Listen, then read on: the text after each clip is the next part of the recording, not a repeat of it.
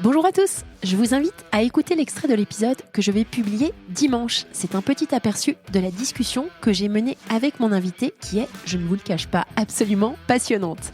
Bonne écoute et à dimanche pour entendre l'intégralité de l'épisode.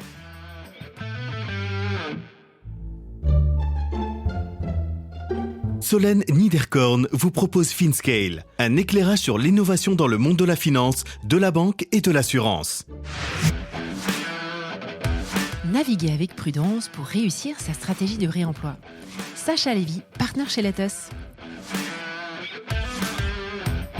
Parce que de toute façon, c'est des gens qui vont réinvestir et comme tu le disais, qui veulent redonner un peu dans l'économie, ce qu'on appelle l'économie réelle, mais donc concrètement, comme je t'ai dit, dans des projets, 1, qui leur tiennent à cœur, 2, qui permettent de développer des choses qui n'existent pas encore, et 3, avec des gens dans lesquels ils croient et qu'ils ont envie d'accompagner à leur tour.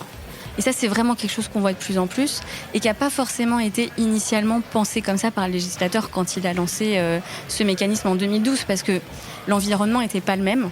Et donc, il n'y avait pas ces boîtes qu'on appelle start-up avec des gens qui sont dans la tech, qui vont beaucoup plus vite, qui lèvent beaucoup plus d'argent avec des valos importantes. Un des dispositifs bien connus des entrepreneurs qui réalisent un cash-out est le réemploi. Ce mécanisme permet d'optimiser sa fiscalité en réinvestissant dans des activités éligibles dans un délai de 24 mois, permettant par la même occasion de réinvestir dans l'économie réelle. Cette spécificité française est souvent mal comprise ou appliquée, menant de nombreux investisseurs à faire des choix trop rapidement, mal pensés et parfois investir dans des actifs non éligibles. Qu'il s'agisse de participation dans des sociétés ou d'investissement dans des fonds ou des forêts, le réemploi est décrypté dans le détail par mon invité Sacha. Vous comprendrez grâce aux explications de cette avocate aujourd'hui partenaire chez Letus, le rôle essentiel que joue le family office dans toute cette mécanique, apportant clarté et conseils à des investisseurs souvent pressés, toujours occupés et parfois mal conseillés. Nous parlons aussi de Letus, des relations qu'ils entretiennent avec leurs clients, leurs partenaires, banques dépositaires, gérants ou compagnies d'assurance, de leur stratégie d'allocation d'actifs et de la nécessaire digitalisation de leur métier. Bonne écoute à tous! Bonjour à tous, bonjour Sacha. Bonjour Solène.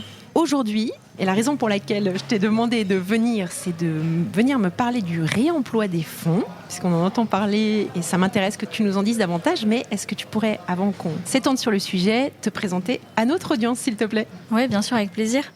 Déjà, merci de m'inviter sur le podcast. Donc moi, je m'appelle Sacha, j'ai 33 ans. Je suis associée chez Letus, qui est un family office. Ça fait 5 ans que je travaille là-bas. J'ai un parcours qui est un peu différent des gens qui travaillent dans la gestion de patrimoine. Moi, je suis une ancienne avocate, donc en fait, j'ai fait du droit, j'ai fait HEC. Et puis, au bout de 4 ans, je me suis dit que j'avais envie d'autre chose. J'ai toujours été indépendante parce que quand tu es avocate, tu as une profession libérale et c'est vrai que j'ai toujours été attirée par ce côté flexibilité, indépendance. Et puis, en fait, je me suis rendu compte qu'en cabinet, j'avais pas forcément ces atouts-là avec moi. Dans les faits. Ouais. Et puis surtout, j'avais envie de faire quelque chose qui était un peu plus large que le droit et d'être un peu challengée sur des sujets plus opérationnels, plus financiers. Donc je me suis retrouvée chez Letus il y a 5 ans, un peu par hasard, pour être tout à fait transparente. Ouais. J'ai commencé pendant 2 mois pour les aider. À l'époque, on était 5. Et puis, je cherchais entre guillemets, un vrai boulot à ce moment-là, un peu plus permanent. Et puis finalement, j'ai découvert le monde de la gestion de patrimoine. J'ai eu aussi la chance d'avoir des associés comme j'ai aujourd'hui qui m'ont fait une place, qui m'ont laissé aussi apprendre ce métier et le faire comme je l'entends. Et du coup, aujourd'hui, j'ai un portefeuille de clients qui sont mes clients. Et voilà, on a grossi, on est 35 et ça se passe bien. Tu nous en parleras plus précisément. Moi, je connais Letus parce que j'ai bossé avec Anis Lagou, qui est un des founding partners. Je me souviens très très bien quand Anis avait annoncé son départ et la création de ce family office. Enfin, bref. Ce qui était à l'époque un gros truc parce qu'il n'y avait pas le marché qu'on a aujourd'hui des family office. Non, c'est clair, c'est clair. Bravo en tout cas pour ce que vous avez développé. Alors, donc je vais expliquer à l'audience que quand on s'est parlé, on se demandait bien de quoi on allait parler parce que la gestion de patrimoine, j'ai abordé beaucoup de sujets sur le podcast depuis le lancement. Et on s'est dit que finalement, ce sujet de réemploi des fonds, c'était intéressant parce qu'il y avait eu pas mal de changements législatifs. Ça fait déjà plusieurs années que c'est en place. Donc, c'était peut-être l'occasion de faire le point avec toi. Donc, j'aurais aimé que tu reviennes brièvement sur ce concept de réemploi en nous donnant un petit peu le cadre législatif sans trop rentrer dans les textes. Bien sûr. Et l'origine, en fait. Ouais, avec plaisir. En fait, le réemploi, on va essayer de faire simple et rapide. Donc, c'est un mécanisme qui existe depuis 2012. Donc, comme tu disais, effectivement, on commence à avoir un peu de recul. L'idée, c'est quoi ? C'est que, tout simplement, donc moi, je monte une boîte. Je détiens ma boîte à titre perso. Et puis, 10 ans après, je la vends. Je vais vendre, donc je vais faire de la plus-value. Et aujourd'hui, avec la fiscalité actuelle, je vais être taxée à 30 plus 4%. 34% en France. Ouais. Exactement. Ce qui est souvent conseillé à nos clients, nos entrepreneurs, c'est de faire ce qu'on appelle du réemploi. Donc le mécanisme, c'est l'article 150 obiter du CGI. Je le dis parce qu'il y a plein de gens qui utilisent ce terme sans savoir vraiment ce que ça recouvre. Donc voilà, c'est réemploi ou 150 obiter. 150 0 obiter même.